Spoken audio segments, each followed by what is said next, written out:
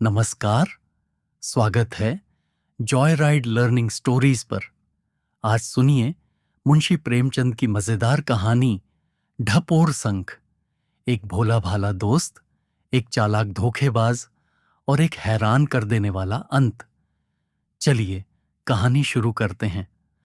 बाद में मेरे एक पुराने मित्र हैं जिन्हें दिल में तो मैं एक रत्न समझता हूं, पर पुकारता हूं ढपोर संख कहकर, और वह बुरा भी नहीं मानते। ईश्वर ने उन्हें जितना हृदय दिया है उसकी आधी बुद्धि दी होती तो आज वह कुछ और होते। उन्हें हमेशा तंगहस्त ही देखा, मगर किसी के सामने कभी हाथ फैलाते नहीं देखा। हम और वह बहुत दिनों तक साथ पड़े हैं, खासी बेतकल्लुफी है, पर यह जानते हुए भी कि मेरे लिए 150 रुपये से उनकी मदद करना कोई बड़ी बात नहीं, और मैं बड़ी खुशी से करूंगा। कभी मुझसे एक पाई के रवादार न हुए।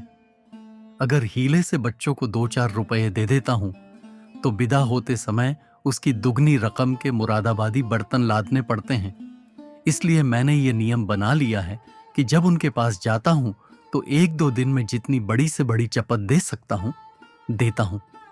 मौसम में जो महंगी से महंगी चीज होती है वही खाता हूं, और मांग मांग कर खाता हूं।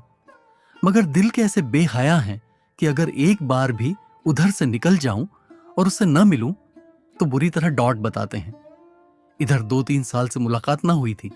जी देखने को चाहता था। मई में नैनीताल जाते हुए उनसे मिलने के लिए उतर पड़ा। छोटा सा घर है, छोटा सा परिवार, छोटा सा डील। द्वार पर आवाज दी ढपोर संख। तुरंत बाहर निकल आए और गले से लिपट गए। तांगे पर से मेरे ट्रंक को उतार कर कंधों पर रखा, बिस्तर बगल में दबाया और घर में दाखिल हो गए। कहता हूं बिस्तर मुझे दे दो, मगर कौन सुनता है। भीतर कदम रखा तो देवी जी के दर्शन हुए। छोटे बच्चे ने आकर प्रणाम किया। बस यही परिवार है। कमरे में गया तो देखा खतों का एक दफ्तर फैला हुआ है। खतों को सुरक्षित रखने की तो इनकी आदत नहीं। इतने खत किसके हैं? कुतूहल से पूछा, ये क्या कूड़ा फैला रखा है जी, समेटो। देवी जी मुस्कुराकर बोली, कूड़ा न कहिए, एक एक पत्र साहित्य का रत्न है। आप तो इधर आए नहीं, इनके एक नए मित्र पैदा हो गए हैं। यह उन्हीं के करकमलों के प्रसाद हैं। ढपोर संख ने अपनी नन्ही नन्ही आंखें सिकोड़कर कहा, तुम उसके नाम से क्यों इतना जलती हो? मेरी समझ में नहीं आता। अगर तुम्हारे 2-4 रुपये उस पर आते हैं तो उनका देनदार मैं हूं। वह भी अभी जीता जागता है। किसी को बेईमान क्यों समझती हो? ये क्यों नहीं समझती कि उसे अभी सुविधा नहीं है? और फिर 2-4 रुपये एक मित्र के हाथों डूब ही जाएं तो क्यों रो? माना हम गरीब हैं, 2-4 रुपये हमारे लिए 2-4 लाख से कम नहीं, लेकिन खाया तो एक मित्र ने। देवी जी जितनी रूपवती थी उतनी ही जबान की तेज थी। बोली, अगर ऐसों ही का नाम मित्र है तो मैं नहीं समझती, शत्रु किसे कहते हैं? ढपोर संख ने मेरी तरफ देखकर मानो मुझसे हामी भराने के लिए कहा, औरतों का हृदय बहुत ही संकीर्ण होता है। देवी जी नारी जाति पर यह आपेक्षा कैसे सह सकती थी? आंखें तरेर कर बोली, ये क्यों नहीं कहते कि उल्लू बनाकर ले गया, ऊपर से हेकड़ी जताते हो। दाल गिर जाने पर तुम्हें भी सूखा अच्छा लगे तो कोई आश्चर्य नहीं। मैं जानती हूं रुपया हाथ का मैल है। यह भी समझती हूं कि जिसके भाग्य का जितना होता है उतना वह खाता है। मगर यह मैं कभी न मानूंगी कि वह सज्जन था और आदर्शवादी था और यह था वह था। साफ साफ क्यों नहीं कहते, लंपट था, दगाबाज था। बस, मेरा तुमसे कोई झगड़ा नहीं। ढपोर संख ने गर्म होकर कहा, मैं ये नहीं मान सकता। देवी जी भी गर्म होकर बोली, तुम्हें मानना पड़ेगा। महाशय जी आ गए हैं, मैं इन्हें पंच बदती हूं। अगर यह कह देंगे कि सज्जनता का पुतला था, आदर्शवादी था, वीर आत्मा था, तो मैं मान लूंगी और फिर उसका नाम न लूंगी। और यदि इनका फैसला मेरे अनुकूल हुआ तो लाला, तुम्हें इनको अपना बहनोई कहना पड़ेगा। मैंने पूछा, मेरी समझ में कुछ नहीं आ रहा है, आप किसका जिक्र कर रही हैं? वह कौन था? देवी जी ने आंखें नचाकर कहा, इन्हीं से पूछो कौन था। इनका बहनोई था। ढपोर संख ने झेंप कर कहा, अजी, एक साहित्य सेवी था, करुणाकर जोशी। बेचारा विपत्ति का मारा यहां आ पड़ा था। उस वक्त तो ये भी भैया भैया करती थी, हलवा बना बना कर खिलाती थी। उसकी विपत्ति कथा सुनकर टेसवे बहाती थी, और आज वह दगाबाज है, लंपट है, लबार है। देवी जी ने कहा, वह तुम्हारी खातिर थी। मैं समझती थी, लेख लिखते हो, व्याख्यान देते हो, साहित्य के मर्मज्ञ बनते हो, कुछ तो आदमी पहचानते होंगे। पर अब मालूम हो गया कि कलम घिसना और बात है, मनुष्य की नाड़ी पहचानना और बात। मैं इस जोशी का वृत्तांत सुनने के लिए उत्सुक हो उठा। ढपोर संग तो अपना पचड़ा सुनाने को तैयार थे, मगर देवी जी ने कहा, खाने पीने से निवृत्त होकर पंचायत बैठे। मैंने भी इसे स्वीकार कर लिया। देवी जी घर में जाती हुई बोली, तुम्हें कसम है जो अब भी जोशी के बारे में एक शब्द भी इनसे कहो, मैं भोजन बनाकर जब तक खिला न लूं तब तक दोनों आदमियों पर दफा 144 है। ढपोर संख ने आंखें मारकर कहा, तुम्हारा नमक खाकर ये तुम्हारी तरफदारी करेंगे ही। इस बार देवी जी के कानों में यह जुमला न पड़ा। धीमे स्वर में कहा, भी गया था, नहीं तो देवी जी ने कुछ न कुछ जवाब जरूर दिया होता। देवी जी चूल्हा जला चुकी और ढपोर संख उनकी ओर से निश्चिंत हो गए तो मुझसे बोले, जब तक वह रसोई में है मैं संक्षेप में तुम्हें वह वृत्तांत सुना दूं। मैंने धर्म की आड़ लेकर कहा, नहीं भाई, मैं पंच बनाया गया हूं और इस विषय में कुछ न सुनूंगा, उन्हें आ जाने दो। मुझे भय है कि तुम उन्हीं का सा फैसला कर दोगे और फिर वह मेरा घर में रहना अपाढ़ कर देगी। मैंने ढाढ़स दिया, यह आप कैसे कह सकते हैं? मैं क्या फैसला करूंगा? मैं तुम्हें जानता जो हूं, तुम्हारी अदालत में औरत के सामने मर्द कभी जीत ही नहीं सकता। तो क्या चाहते हो, तुम्हारी डिग्री कर दूं? क्या दोस्ती का इतना हक भी नहीं अदा कर सकते? अच्छा लो, तुम्हारी जीत होगी, चाहे गालियां ही क्यों ना मिले। खाते पीते दोपहर हो गई। रात का जागा था, सोने की इच्छा हो रही थी, पर देवी जी कब मानने वाली थीं? भोजन करके आ पहुंची। ढपोर संख ने पत्रों का पुलिंदा समेटा और वृत्तांत सुनाने लगे। देवी जी ने सावधान किया, एक शब्द भी झूठ बोले तो जुर्माना होगा। ढपोर संख ने गंभीर होकर कहा, झूठ वह बोलता है जिसका पक्ष निर्बल होता है, मुझे तो अपनी विजय का विश्वास है। इसके बाद कथा शुरू हो गई। 2 साल से ज्यादा हुए। एक दिन मेरे पास एक पत्र आया जिसमें साहित्य सेवा के नाते एक ड्रामे की भूमिका लिखने की प्रेरणा की गई थी। करुणाकर का पत्र था। इस साहित्यिक रीति से मेरा उनसे प्रथम परिचय हुआ।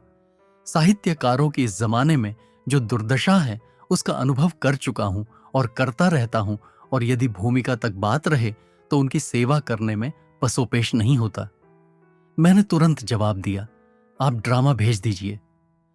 1 सप्ताह में ड्रामा आ गया, पर अब के पत्र में भूमिका लिखने ही की नहीं, कोई प्रकाशक ठीक कर देने की भी प्रार्थना की गई थी। मैं प्रकाशकों के झंझट में नहीं पड़ता। 2-1 बार पढ़कर कई मित्रों को जानी दुश्मन बना चुका हूं। मैंने ड्रामे को पढ़ा, उस पर भूमिका लिखी और हस्तलिपि लौटा दी। ड्रामा मुझे सुंदर मालूम हुआ, इसलिए भूमिका भी प्रशंसात्मक थी। कितनी ही पुस्तकों की भूमिका लिख भी चुका हूं, कोई नई बात न थी, पर अब की भूमिका लिखकर पिंड न छूटा। 1 सप्ताह के बाद एक लेख आया कि इसे अपनी पत्रिका में प्रकाशित कर दीजिए। ढपोर संख एक पत्रिका के संपादक हैं। इसे गुण कहिए या दोष, मुझे दूसरों पर विश्वास बहुत जल्द आ जाता है, और जब किसी लेखक का मुआमला हो तो मेरी विश्वास क्रिया और भी तीव्र हो जाती है। मैं अपने एक मित्र को जानता हूं जो साहित्यकारों के साए से भागते हैं। वह खुद निपुण लेखक हैं, बड़े ही सज्जन हैं, बड़े ही जिंदा दिल। अपनी शादी करके लौटने पर जब जब रास्ते में मुझसे भेंट हुई, कहा, आपकी मिठाई रखी हुई है, भेजवा दूंगा। पर वह मिठाई आज तक न आई।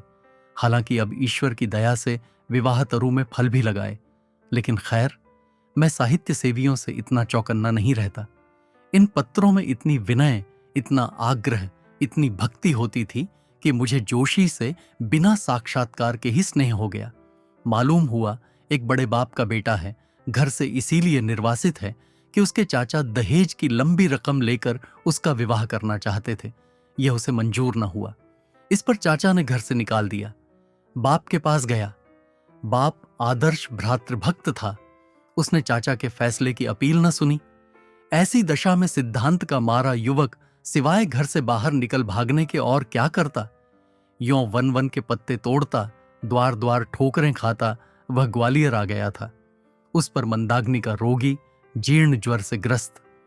आप ही बतलाइए, ऐसे आदमी से क्या सहानुभूति ना होती।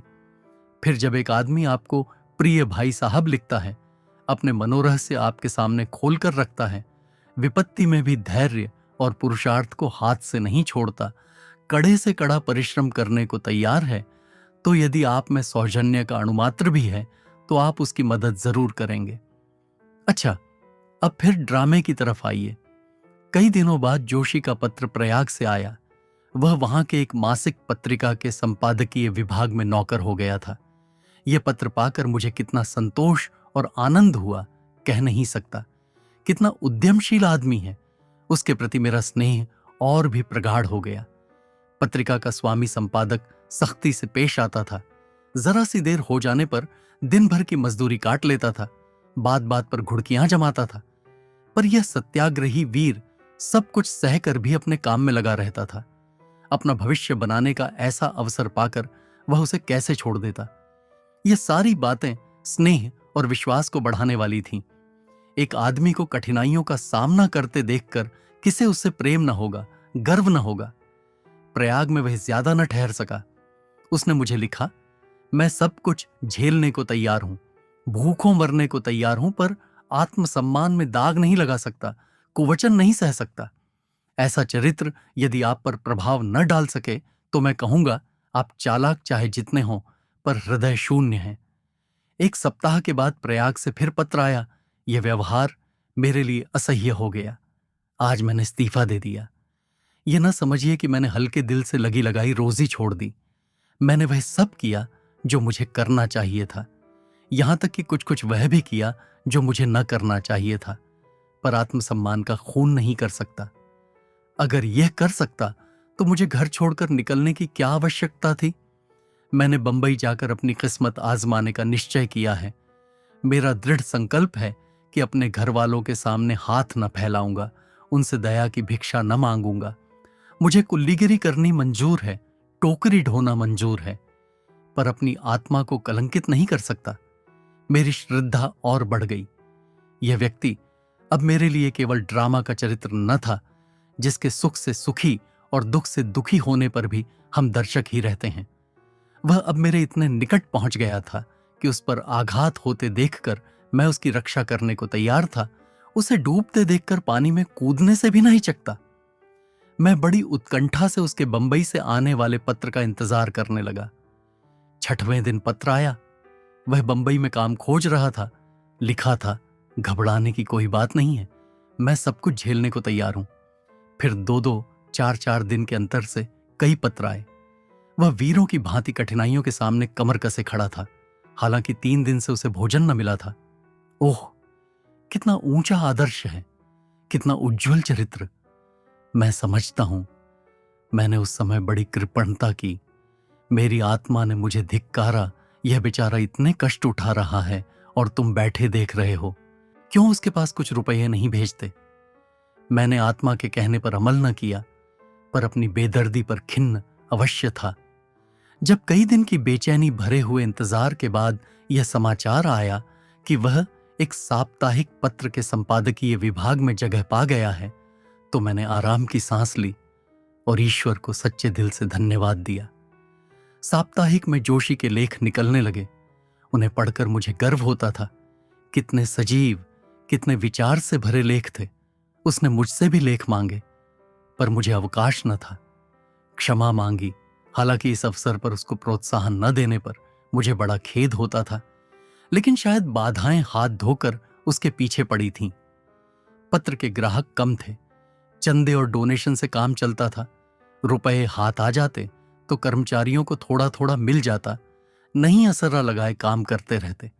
इस दशा में गरीब ने 3 महीने काटे होंगे।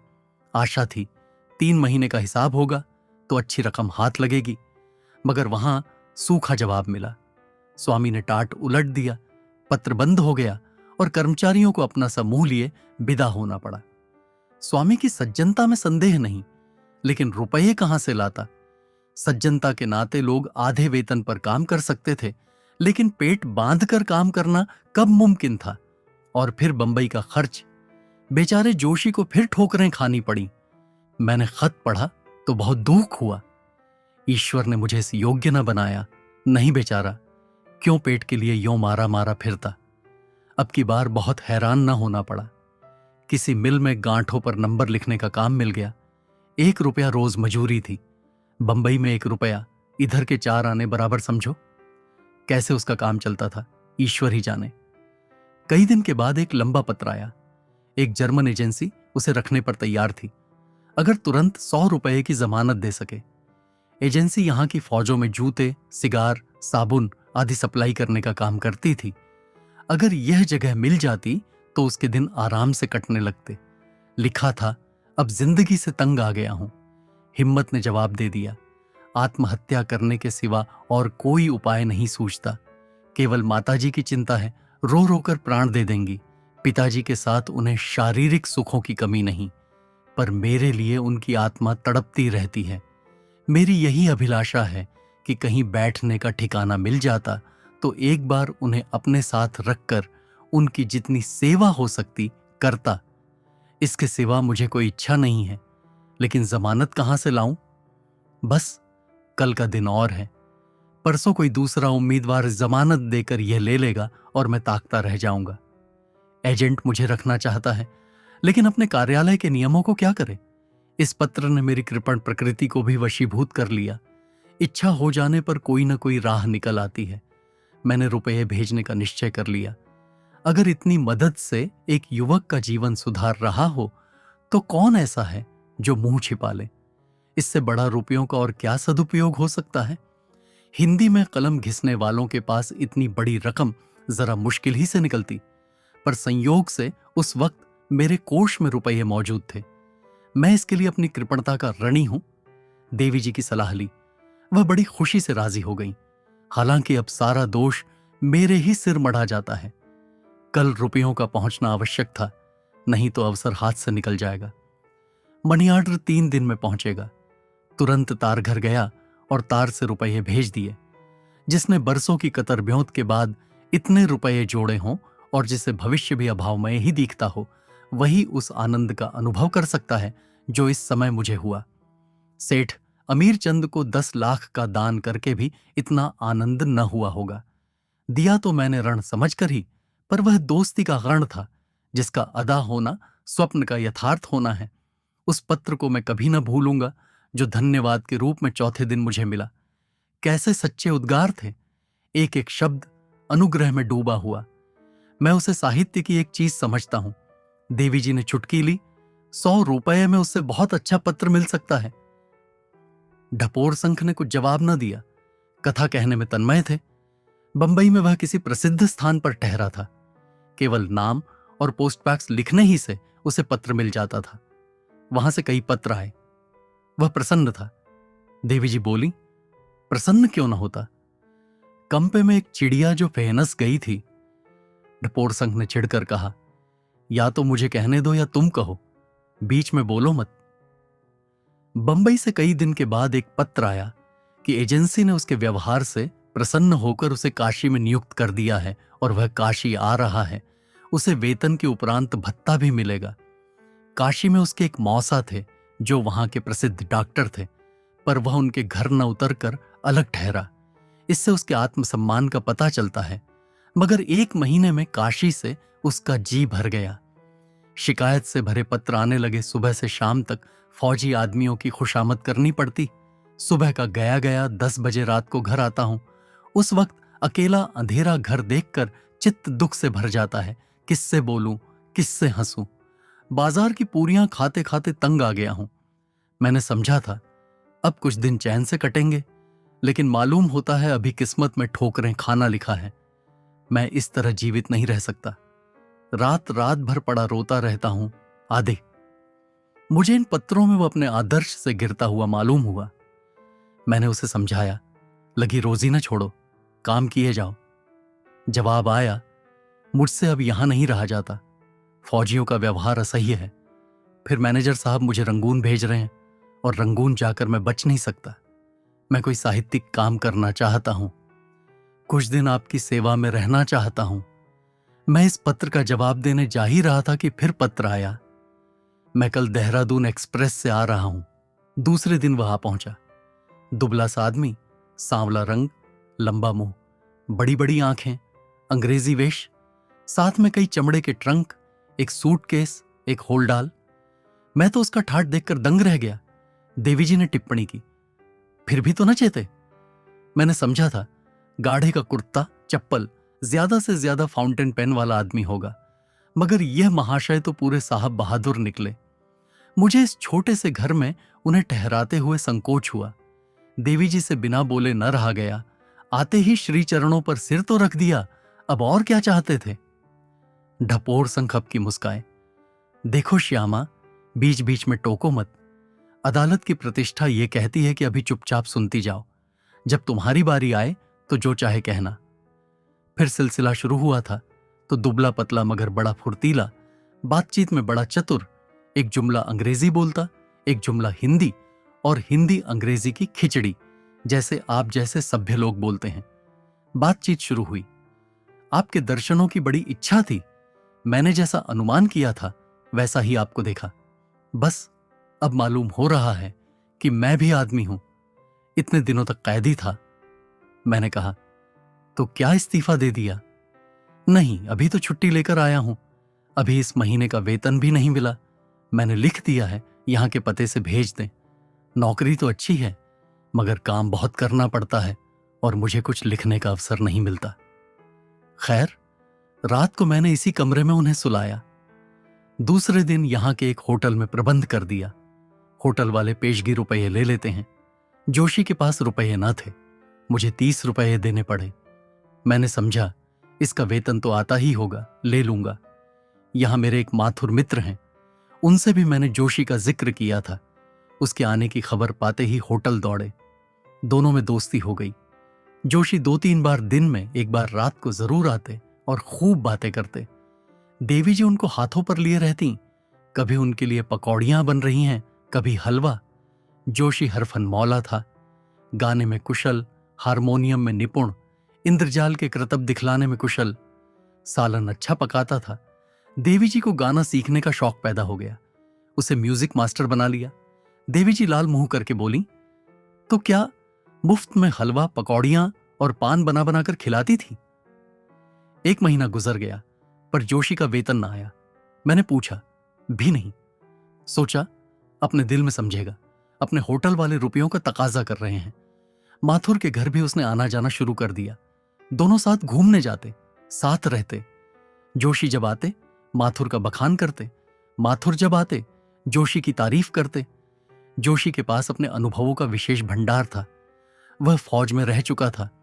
जब उसकी मंगेतर का विवाह दूसरे आदमी से हो गया तो शोक में उसने फौजी नौकरी छोड़ दी थी। सामाजिक जीवन की न जाने कितनी ही घटनाएं उसे याद थीं, और जब अपने माँ बाप और चाचा चाची का जिक्र करने लगता तो उसकी आंखों में आंसू भर आते। देवी जी भी उसके साथ रोती।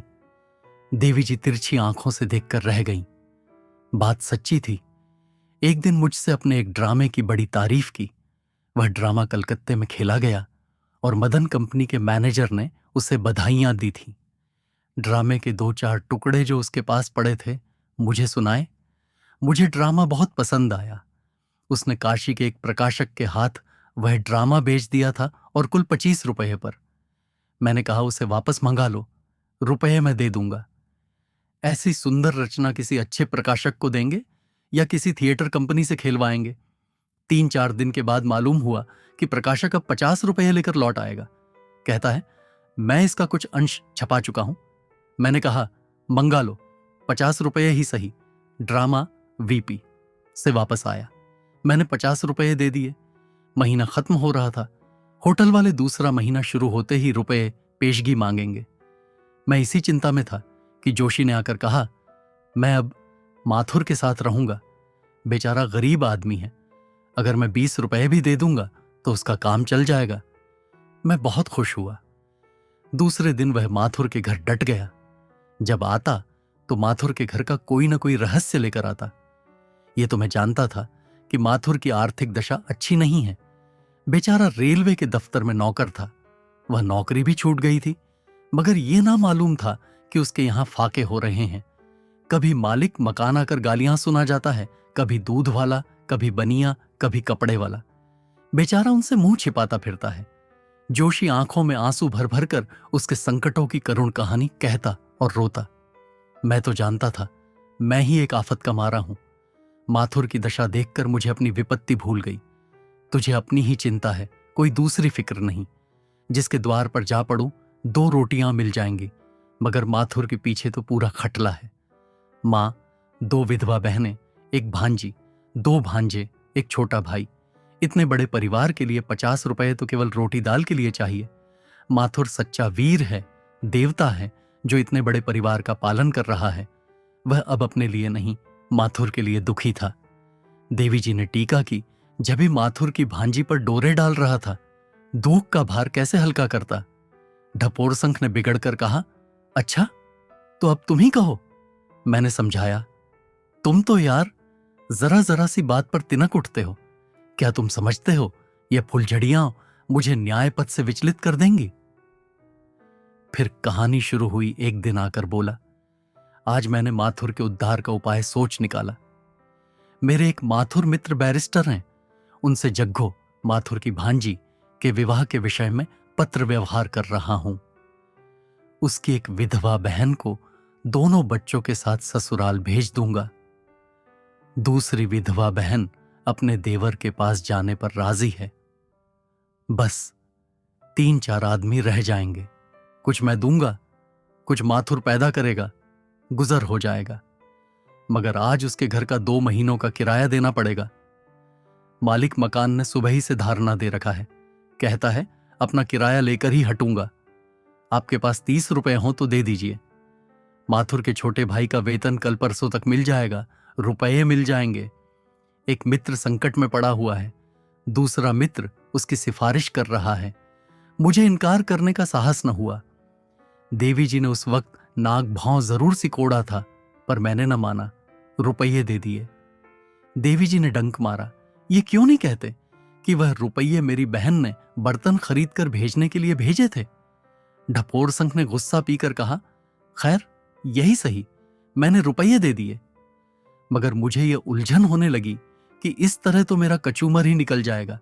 माथुर पर एक न एक संकट रोज ही सवार रहेगा। मैं कहां तक उन्हें उबारूंगा? जोशी भी जान खा रहा था कि कहीं कोई जगह दिला दीजिए। संयोग से उन्हीं दिनों मेरे एक आगरे के मित्र आ निकले। काउंसिल में मेंबर थे, अब जेल में हैं। गाने बजाने का शौक है, 2-1 ड्रामे भी लिख चुके हैं। अच्छे अच्छे रईसों से परिचय है, खुद भी बड़े रसिक हैं। अब कि वह आए तो मैंने जोशी का उनसे जिक्र किया, उसका ड्रामा भी सुनाया। बोले तो उसे मेरे साथ कर दीजिए, अपना प्राइवेट सेक्रेटरी बना लूंगा। मेरे घर में रहे, मेरे साथ घर के आदमी की तरह रहे। जेब खर्च के लिए मुझसे 30 रुपए महीना लेता जाए, मेरे साथ ड्रामे लिखे। मैं फूला न समाया, जोशी से कहा। जोशी भी तैयार हो गया, लेकिन जाने के पहले उसे कुछ रुपयों की जरूरत हुई। एक भले आदमी के साथ पटे हालों तो जाते नहीं बनता, और न यही उचित था कि पहले ही दिन से रुपये का तकाजा होने लगे। बहुत काट छांट करने पर भी 40 रुपये का खर्च निकल आया। जूते टूट गए थे, धोतियां फट गई थीं, और भी कई खर्च थे जो इस वक्त याद नहीं आते।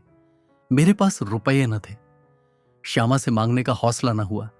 देवी जी बोली, मेरे पास तो कारुओं का खजाना रखा था ना, कई हजार महीने लाते हो, 100-200 रुपये बचत में आ ही जाते होंगे। ढपोर संख इस व्यंग्य पर ध्यान न देकर अपनी कथा कहते रहे। रुपये पाकर जोशी ने ठाट बनाया और काउंसिलर साहब के साथ चले।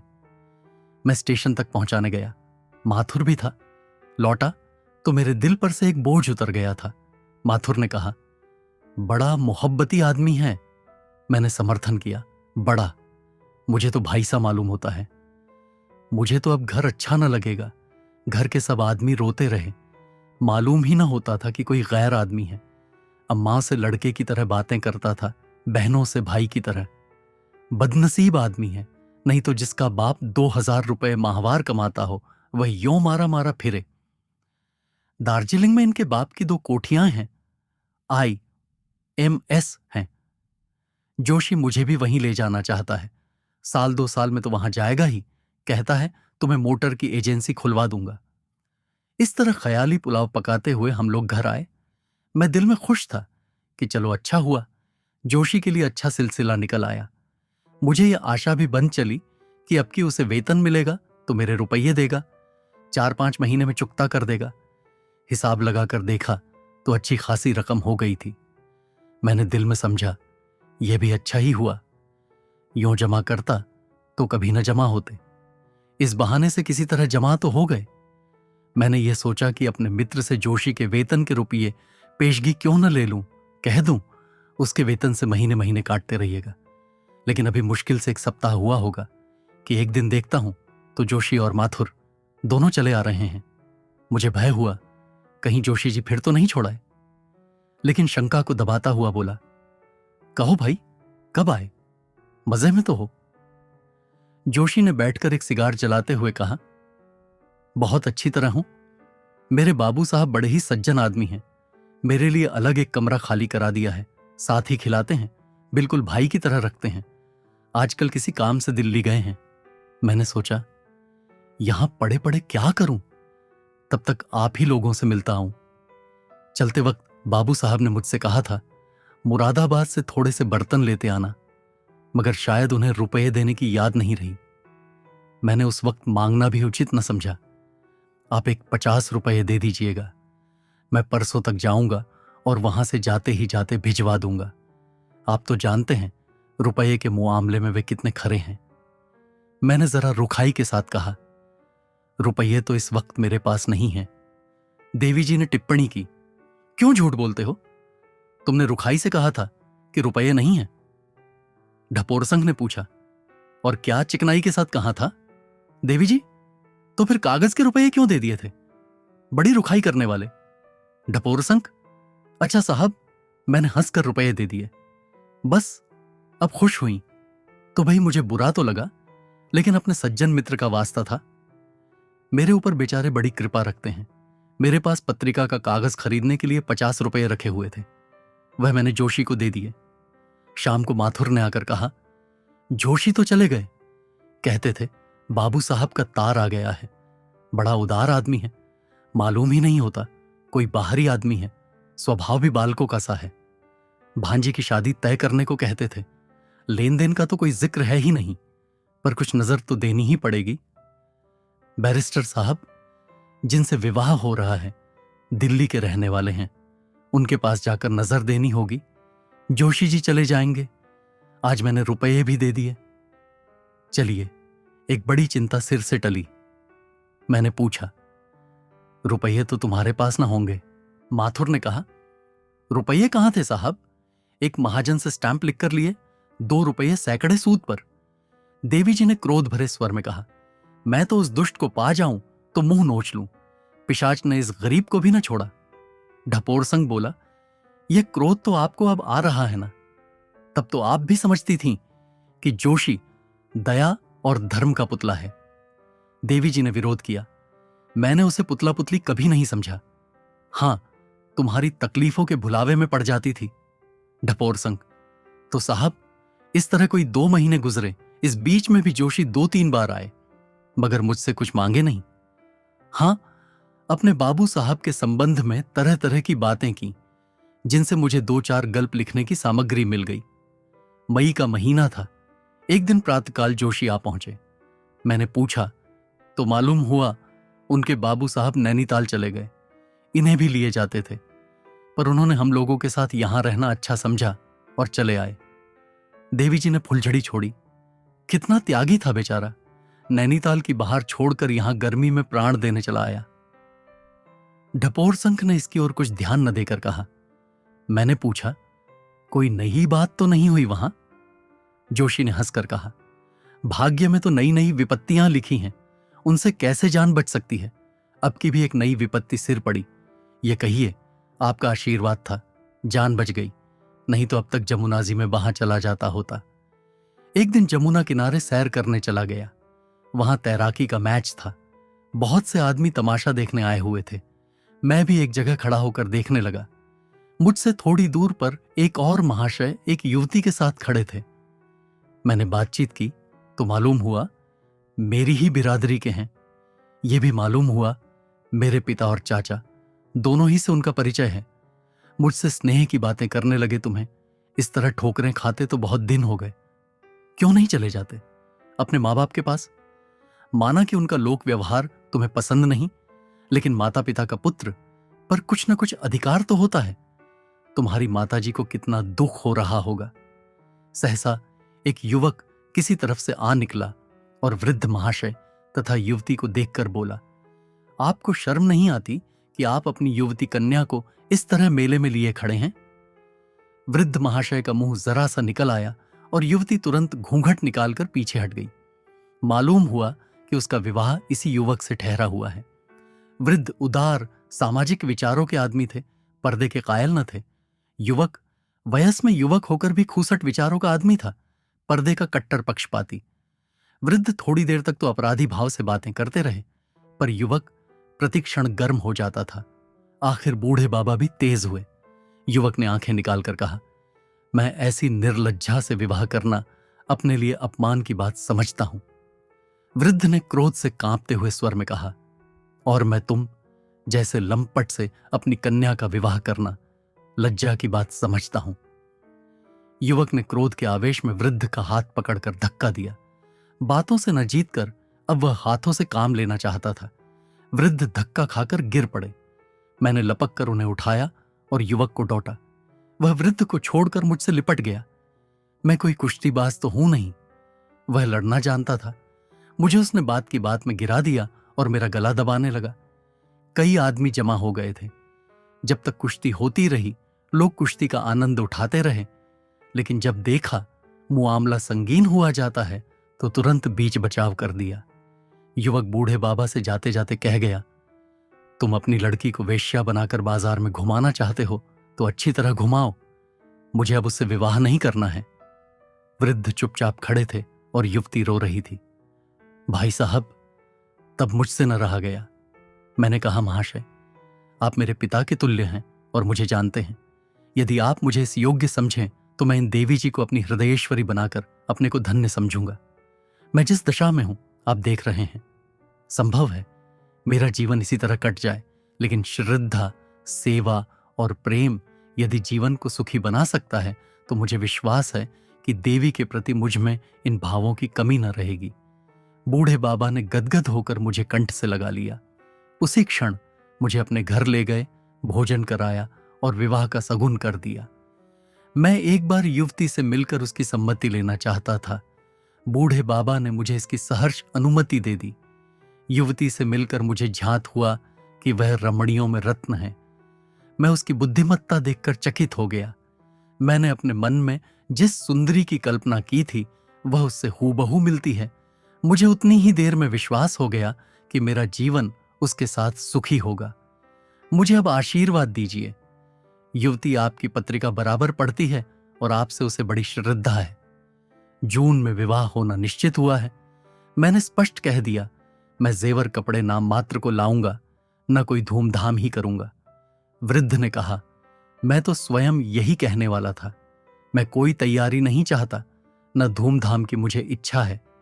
जब मैंने आपका नाम लिया कि वह मेरे बड़े के तुल्य हैं तो वह बहुत प्रसन्न हुए। आपके लेखों को वह बड़े आदर से देखते हैं। मैंने कुछ खिन्न होकर कहा, यह तो सब कुछ है, लेकिन इस समय तुम्हें विवाह करने की सामर्थ्य भी नहीं है, और कुछ न हो तो 50 रुपये की बंधी हुई आमदनी तो होनी ही चाहिए। जोशी ने कहा, भाई साहब, मेरा उद्धार विवाह ही से होगा। मेरे घर से निकलने का कारण भी विवाह ही था और घर वापस जाने का कारण भी विवाह ही होगा। जिस समय प्रमीला हाथ बांधो हुए जाकर पिताजी के चरणों पर गिर पड़ेगी, उनका पाषाण हृदय भी पिघल जाएगा। समझेंगे विवाह तो हो ही चुका, अब वधू पर क्यों जुल्म किया जाए। जब उसे आश्रय मिल जाएगा तो मुझे झक मारकर बुलाएंगे। मैं इसी जिद पर घर से निकला था कि अपना विवाह अपने इच्छानुसार बिना कुछ लिए दिए करूंगा, और वह मेरी प्रतिज्ञा पूरी हुई जा रही है। प्रमीला इतनी चतुर है कि वह मेरे घर वालों को चुटकियों में मना लेगी। मैंने तखमीना लगा लिया है, कुल 300 रुपये खर्च होंगे और यही 300-400 रुपये मुझे ससुराल से मिलेंगे। मैंने सोचा है प्रमीला को पहले यहीं लाऊंगा, यहीं से वह मेरे घर पत्र लिखेगी और आप देखिएगा तीसरे ही दिन चचा साहब गहनों की पिटारी लिए आप पहुंचेंगे। विवाह हो जाने पर वह कुछ नहीं कर सकते, इसलिए मैंने विवाह की खबर नहीं दी। मैंने कहा, लेकिन मेरे पास तो अभी कुछ भी नहीं है भाई, मैं 300 रुपये कहां से लाऊंगा? जोशी ने कहा, 300 रुपये नकद थोड़े ही लगेंगे, कोई 100 रुपये के कपड़े लगेंगे, 100 रुपये की 2-1 सुहाग की चीजें बनवा लूंगा और 100 रुपये राह खर्च समझ लीजिए। उनका मकान काशीपुर में है, वहीं से विवाह करेंगे। ये बंगाली सोनार जो सामने है, आपके कहने से 1 सप्ताह के वादे पर जो जो चीजें मांगूंगा दे देगा। बजाज भी आपके कहने से दे देगा। नकद मुझे कुल 100 रुपये की जरूरत पड़ेगी और ज्यों ही उधर से लौटा त्यों ही दे दूंगा। बारात में आप और माथुर के सिवा कोई तीसरा आदमी ना होगा। आपको मैं कष्ट नहीं देना चाहता, लेकिन जिस तरह अब तक आपने मुझे भाई समझकर सहायता दी है, उसी तरह एक बार और दीजिए। मुझे विश्वास था कि आप इस शुभ कार्य में आपत्ति न करेंगे, इसलिए मैंने वचन दे दिया। अब तो आपको यह डोंगी पार लगानी ही पड़ेगी। देवी जी बोली, मैं कहती थी उसे 1 पैसा मत दो, कह दो हम तुम्हारी शादी विवाह के झंझट में नहीं पड़ते। डपोर संख ने कहा, हाँ तुमने अब की बार जरूर समझाया, लेकिन मैं क्या करता? शादी का मामला, उस पर उसने मुझे भी घसीट लिया था। अपनी इज्जत का कुछ ख्याल तो करना ही पड़ता है। देवी जी ने मेरा लिहाज किया और चुप हो गईं। अब मैं उस वृत्तांत को न बढ़ाऊंगा। सारांश ये है कि जोशी ने ढपोर संघ के मत्थे 100 रुपये के कपड़े और 100 रुपये से कुछ ऊपर के गहनों का बोझ लादा। बेचारे ने एक मित्र से 100 रुपये उधार लेकर उसके सफर खर्च को दिया। खुद ब्याह में शरीक हुए। ब्याह में खासी धूमधाम रही। कन्या के पिता ने मेहमानों का आदर सत्कार खूब किया। उन्हें जल्दी थी, इसलिए वह खुद तो दूसरे ही दिन चले आए, पर माथुर जोशी के साथ विवाह के अंत तक रहा। ढपोर संघ को आशा थी कि जोशी ससुराल के रुपए पाते ही माथुर के हाथों भेज देगा या खुद लेता आएगा, मगर माथुर भी दूसरे दिन आ गए खाली हाथ और यह खबर लाए कि जोशी को ससुराल में कुछ भी हाथ नहीं लगा। माथुर से उन्हें अब मालूम हुआ कि लड़की से जमुना तट पर मिलने की बात सर्वथा निर्मूल थी। इस लड़की से जोशी बहुत दिनों तक पत्र व्यवहार करता रहा था। फिर तो ढपोर संघ के कान खड़े हो गए। माथुर से पूछा, अच्छा यह बिल्कुल कल्पना थी उसकी? माथुर, जी हां। ढपोर संघ, अच्छा तुम्हारी भांजी के विवाह का क्या हुआ? माथुर, अभी तो कुछ नहीं हुआ। ढपोर संघ, मगर जोशी ने कई महीने तक तुम्हारी सहायता तो खूब की। माथुर, मेरी सहायता वह क्या करता? हां, दोनों जून भोजन भले कर लेता था। ढपोर संघ, तुम्हारे नाम पर उसने मुझसे जो रुपये लिए थे वह तो तुम्हें दिए होंगे, दे। माथुर, क्या मेरे नाम पर भी कुछ रुपये लिए थे? ढपोर संघ, हां भाई, तुम्हारे घर का किराया देने के लिए तो ले गया था। माथुर, सरासर बेईमानी, मुझे उसने 1 पैसा भी नहीं दिया, उलटे और एक महाजन से मेरे नाम पर 100 रुपयों का स्टाम्प लिखकर रुपये लिए। मैं क्या जानता था कि धोखा दे रहा है। संयोग से उसी वक्त आगरे से वह सज्जन आ गए जिनके पास जोशी कुछ दिनों रहा था। उन्होंने माथुर को देखकर पूछा, अच्छा आप अभी जिंदा हैं? जोशी ने तो कहा था माथुर मर गया है। माथुर ने हंसकर कहा, मेरे तो सिर में दर्द भी नहीं हुआ। ढपोर संघ ने पूछा, अच्छा आपके मुरादाबादी बर्तन तो पहुंच गए? आगरा निवासी मित्र ने कुतूहल से पूछा, कैसे मुरादाबादी बर्तन? वही जो आपने जोशी की मार्फत मंगवाए थे। मैंने कोई चीज उसकी मार्फत नहीं मंगवाई। मुझे जरूरत होती तो आपको सीधा ना लिखता। देखो, माथुर ने हंसकर कहा, तो ये रुपये भी उसने हजम कर लिए। आगरा निवासी मित्र बोले, मुझसे भी तो तुम्हारी मृत्यु के बहाने 100 रुपये लाया था। यह तो एक ही जालिया निकला। उफ, कितना बड़ा चकमा दिया है इसने। जिंदगी में यह पहला मौका है कि मैं यों बेवकूफ बना। बच्चा को पा जाऊं तो 3 साल को भेजवाऊं। कहां है आजकल? माथुर ने कहा, अभी तो ससुराल में है। ढपोर संघ का वृत्तांत समाप्त हो गया। जोशी ने उन्हीं को नहीं, माथुर जैसे और गरीब आगरा निवासी सज्जन जैसे घाघ को भी उलटे छुरे से मूड़ा, और अगर भंडार न फूट गया होता तो अभी न जाने कितने दिनों तक मूड़ता। उसकी इन मौलिक चालों पर मैं भी मुग्ध हो गया। बेशक अपने फन का उस्ताद है, छेंटा हुआ गुर्गा।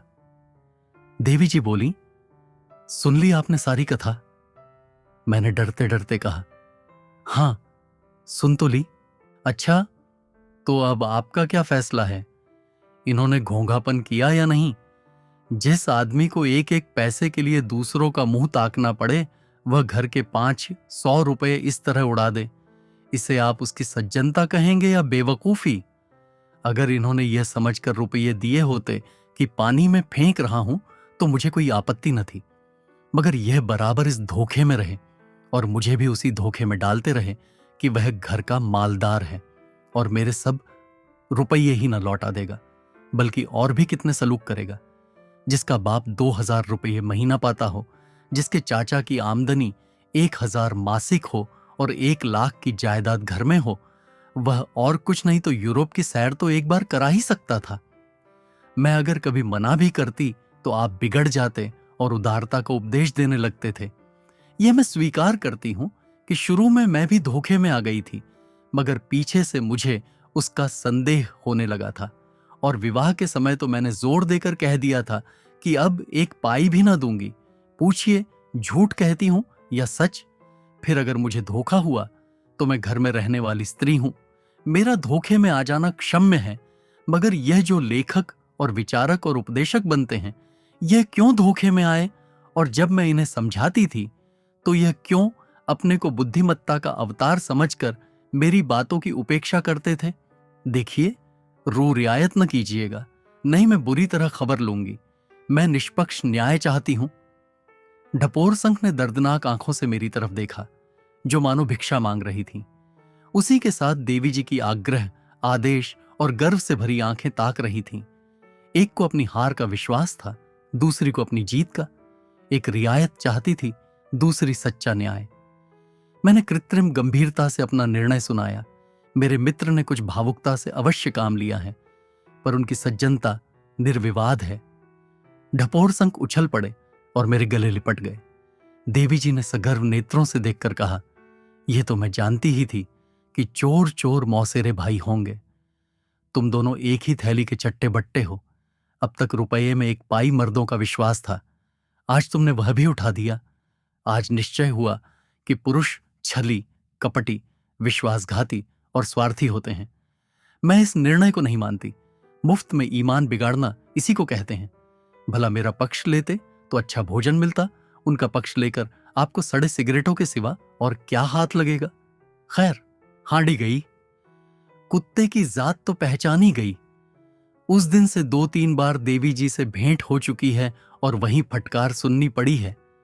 वह न क्षमा चाहती हैं, न क्षमा कर सकती हैं। अगर आपको यह कहानी पसंद आई हो तो वीडियो को लाइक करें और चैनल को सब्सक्राइब करना न भूलें। धन्यवाद।